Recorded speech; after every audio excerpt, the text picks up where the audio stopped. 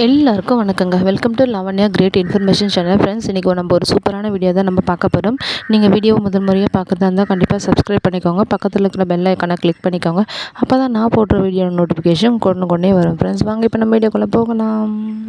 இன்றைக்கி நம்ம இந்த வீடியோவில் என்ன பார்க்க போகிறோன்னு பார்த்தீங்கன்னா, அதாவது தம்ப்நெயில் பார்த்தாலே உங்களுக்கு தெரிஞ்சிருக்கும். வாழ்க்கையில் ஏதாச்சும் சாதிக்க விரும்புகிறீர்களா?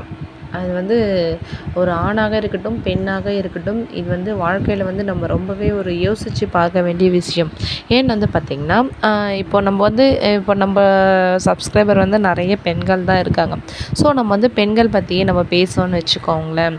ஆண்கள் பற்றி இன்னொரு தனியாக நம்ம ஒரு வீடியோ போடலாம். இப்போ பெண்களுக்கு பார்த்திங்கன்னா, இப்போ ஆண்கள்னால் வேலைக்கு போயிடுவாங்க. ஆனால் பெண்கள் அப்படி கிடையாது. பெண்கள் வேலைக்கு போகணும் அப்படின்ற ஒரு அவசியம் கிடையாது. ஏன்னா ஒரு ஆண் வீட்டில் இருந்தால் என்ன சொல்லுவாங்க, நீ ஒரு ஆம்பளையாக இருந்து வீட்டில் இருக்கிறியே அப்படின்னு தான் சொல்லுவாங்க. அவங்கள ஒரு சமூகமே என்ன பண்ணோம், இந்த மாதிரி ஆம்பளைங்க வீட்டில் இருக்கிறத அலோவ் பண்ணாது. ஆனால் பெண்கள் அப்படி கிடையாது. பெண்கள் வீட்லேயும் இருக்கலாம், அவங்களால முடிஞ்சால் வேலைக்கும் போகலாம். ஆனால் வேலைக்கு போகிறது அப்படின்றது நெசசரி கிடையாது. ஸோ இப்படி தான் என்ன பண்ணுறோம், பெண்கள் வீட்டு வேலைகளை செஞ்சுட்டு இப்படியே நம்ம காலத்தை ஓடிட்டுருக்கோம். ஸோ நிறைய பெண்கள் படித்த பெண்கள் இருக்கிறாங்க. ஓகேங்களா, படித்த பெண்கள் இருக்கிறாங்க. நிறைய பார்த்திங்கன்னா அவங்களுக்கு ஒரு டேலண்ட் இருக்கும். ஸோ அந்த டேலண்ட்டை அவங்க யூஸ் பண்ண முடியாமல் வீட்டிலே இருப்பாங்க. இது நம்மளுக்கு எந்த டைமில் நம்மளுக்கு வெளியே தெரியும்னு பார்த்திங்கன்னா, ஒரு சிலர்லாம் என்ன பண்ணுவாங்க, சரி வீட்டு வேலை செஞ்சுட்டு ரெஸ்ட் எடுத்துகிட்டு மறுபடியும் ஃபேமிலியை பார்த்துட்டு இதே மாதிரி தான் இருப்பாங்க. ஸோ அவங்களுக்குள்ள என்ன டேலண்ட் இருக்குது, எப்படி அவங்க அடுத்தடுத்து மூவ் பண்ண போகிறாங்கன்னு தெரியாமையே இருப்பாங்க. இது எதன் மூலிமா தெரியுமா நம்மளுக்கு வெளியே தெரியும், நம்மளுடைய ஹஸ்பண்ட் மூலிமா தான். எல்லாருடைய பெண்களுக்கு பின்னாடியும் ஒரு ஆண் இருக்கிறாரு அப்படின்னு சொல்கிறாங்க இல்லையா. ஸோ நம்மளுடைய வெற்றிக்கு பின்னாடியும் நம்மளுடைய ஹஸ்பண்ட் தான் கண்டிப்பாக இருப்பார். எப்படின்னு சொல்லிட்டு கேட்குறீங்களா? இது எல்லார் பெண்களும் கண்டிப்பாக ஒத்துப்பீங்க. அப்படி உங்களுக்கு நடந்திருந்தால் கண்டிப்பாக கமெண்டில் சொல்லுங்கள். அதாவது என்ன சொல்லுவாங்கன்னா, வீட்டில் ஹஸ்பண்ட் சும்மா தானே இருக்கிற, வீட்டில் தானே இருக்கிற, இது கூட செய்ய மாட்டியா, அதை கூட செய்ய மாட்டியான்னு சொல்லிட்டு எல்லா வேலையுமே நம்ம தலையில் தான் கட்டுவாங்க. ஆனால் வீட்டில் இருந்தாலும் வீட்டு வேலைகளை செய்கிறது எவ்வளோ கஷ்டம்னு சொல்லிட்டு ஒரு நாள் அவங்க செஞ்சு பார்த்தாங்கன்னா தான் தெரியும்.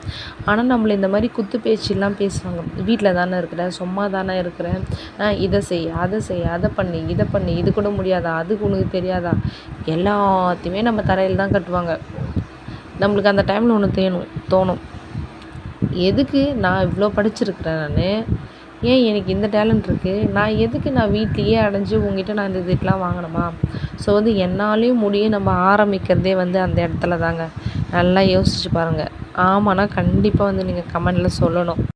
இப்போ நீங்கள் உங்கள் மைண்டில் ஃபிக்ஸ் பண்ணிட்டீங்க. ஸோ நம்ம ஏதாச்சும் ஒன்று பண்ணணும், நம்மளுக்காகச்சும் ஏதாச்சும் ஒன்று பண்ணணும். எல்லாத்தையுமே நம்ம ஹஸ்பண்ட்க்கு டிபெண்ட் பண்ணி இருக்கக்கூடாது.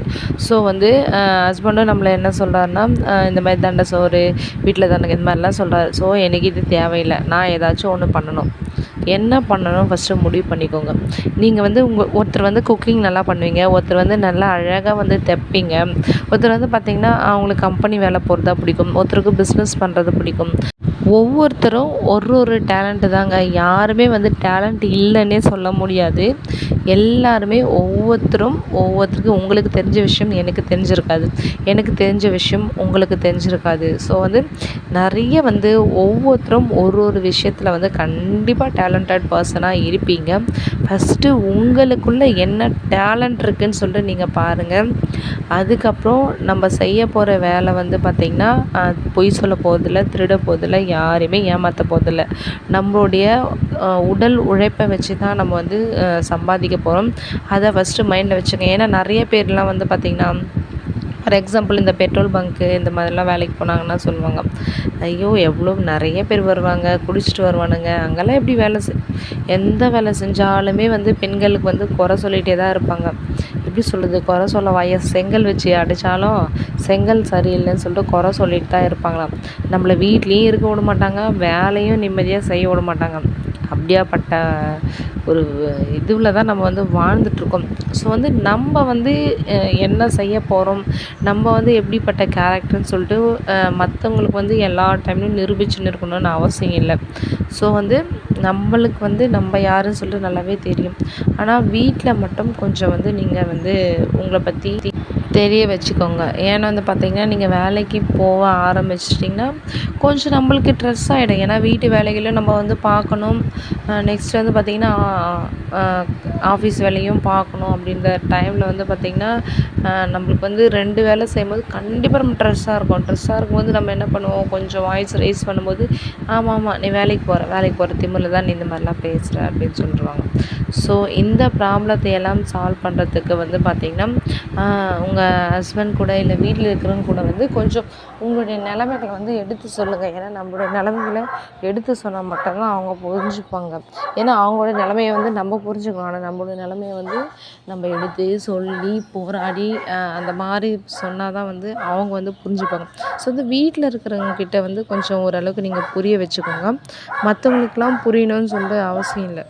ஏதோ ஒரு வேலைங்க, எந்த வேலையோ நம்ம வந்து நேர்மையான ஒரு வேலை, அது எந்த ஒன்றா டிஃபன் செய், அதாவது நான் வேலைன்னு வந்து இந்த வேலைன்னு தான் சொல்லலை, நிறைய வேலைகள் இருக்குது. அதில் உங்களுக்கு எந்த வேலை சூட்டபுளாக இருக்கோ அதை நீங்கள் செலக்ட் பண்ணுங்கள். அதுக்கேற்ற மாதிரி வந்து டைம் ஸ்பெண்ட் பண்ணி கண்டிப்பாக எல்லா பெண்களும் ரூபாயா இருந்தாலும் அதாவது ஒரு மாதத்துக்கு வந்து பாருங்களேன், ஒரு ஒரு 5000 ஏர்ன் பண்ணால் கூட நம்மளுக்கு போதாதா? நம்மளுடைய செலவுக்கு ஒரு 5000 இருந்தாலே கண்டிப்பாக நம்மளுக்கு எப்படின்னா காலத்தை ஓட்டிகிட்டு போயிடலாம். அந்த மாதிரி நீங்கள் வந்து அதிகமாக சம்பாதிக்கலைன்னா கூட பரவாயில்ல, குறைஞ்ச அளவு எப்படியாச்சும் பெண்கள் வந்து பார்த்திங்கன்னா நிறைய பேர் வந்து குழந்தைங்கள வந்து வச்சுருப்பீங்க. அவங்க வந்து வேலைக்கு போக முடியாது. ஏன்னா இவங்க தான் காலையில் கூட்டிட்டு விடுற மாதிரியும் கூட்டிகிட்டு வர மாதிரியும் இருக்கும். ஸோ இவங்கெல்லாம் என்ன பண்ணலான்னா, இந்த மாவு அரைக்கிற மிஷின்ஸ் வாங்கி போட்டுக்கலாம். டெய்லரிங் இன்ட்ரெஸ்ட் இருந்தால் அதை வந்து இவங்க செய்யலாம். அந்த மாதிரி உங்களுக்கு வந்து நேரம் காலம் எப்படி இருக்குதுன்னு பார்த்து அதுக்குள்ளே வந்து என்ன ஜாப் பண்ண முடியுமோ கண்டிப்பாக பண்ணுங்கள். எல்லா பெண்களும் வந்து வாழ்க்கையில் நமக்குன்னு ரூபாய் நம்ம சம்பாதிக்கிற அளவுக்கு நம்ம வந்து திறமையாக வந்து இருக்கணும். ஸோ சம்பாதிக்கிற அளவுக்கு வந்து நம்ம அதை சேஃப்டியும் பண்ணணும். ஸோ முதல்ல வந்து நம்ம வந்து சம்பாதிக்க வந்து ரெடி ஆகலாம். அடுத்தடுத்து இது மாதிரி மோட்டிவேட் வீடியோக்கள் வந்து உங்களுக்கு வரேன். கண்டிப்பாக வந்து நீங்கள் கமெண்ட் பண்ணுங்கள். ஏன்னா கமெண்ட் பண்ணுறது மூலிமா தான் உங்களுக்கு வந்து இந்த வீடியோஸை வந்து விருப்பம் இருக்குதுன்னு சொல்லிட்டு நான் அடுத்தடுத்து நிறைய மோட்டிவேட் வீடியோ நான் வச்சுருக்கேன். என்னுடைய ஸ்டோரி எல்லாமே நான் உங்களுக்கு சொல்கிறேன். நான் எப்படி யூடியூப் சேனல் ஆரம்பித்தேன், என்னென்ன ப்ராப்ளம்ஸ்லாம் வந்தது, நான் அதை எப்படி ஃபேஸ் பண்ணி வந்தேன், ஃபேமிலி பிரச்சனை எல்லாமே நான் உங்களுக்கு சொல்கிறேன்.